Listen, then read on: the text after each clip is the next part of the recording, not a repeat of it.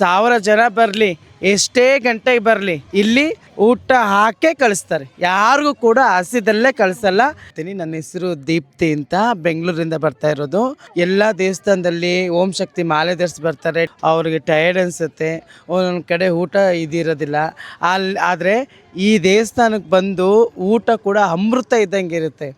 ನಾವೆಷ್ಟೇ ದೂರ ಇದ್ದರೂ ನಾವು ಇಲ್ಲಿಗೆ ಬಂದು ಒಂದು ಪ್ರಸಾದನ ತಿನ್ಕೊಂಡೇ ನಾವು ಹೋಗ್ತೀವಿ. ಯಾಕೆ ಅಂತಂದರೆ ಇದು ಪ್ರಸಾದ ಅಲ್ಲ, ಇದು ಅಮೃತ ಅಂತ ಭಾವಿಸ್ತೀವಿ. ಏಕೆ ಅಂತಂದರೆ ಎಲ್ಲ ಕಡೆ ಹೋಗ್ತೀವಿ, ಈ ಥರ ಊಟ ಮತ್ತು ಈ ಥರ ಒಂದು ಬಾಂಧವ್ಯ ವಿಶ್ವಾಸ ಊಟ ಕೊಡೋದ್ರಲ್ಲೇ ಆಗಿರ್ಬೋದು, ಮತ್ತೊಂದರಲ್ಲಾಗಿರ್ಬೋದು, ಒಳ್ಳೆ ಸಿಸ್ಟಮ್ ಮಾಡಿದ್ದಾರೆ.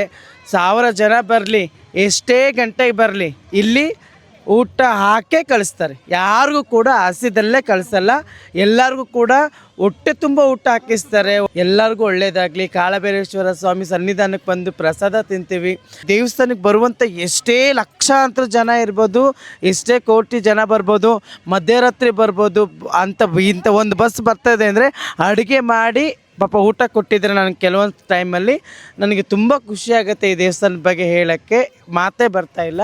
ಆದರೂ ಈ ದೇವಸ್ಥಾನಕ್ಕೆ ಎಲ್ಲ ಒಳ್ಳೆಯದಾಗಲಿ ಅಂತ ಕೇಳ್ಕೊತೀನಿ. ಓಂ ಶಕ್ತಿ. ಗುರುವಡಿ ಶರಣಂ, ತಿರುವಡಿ ಶರಣಂ.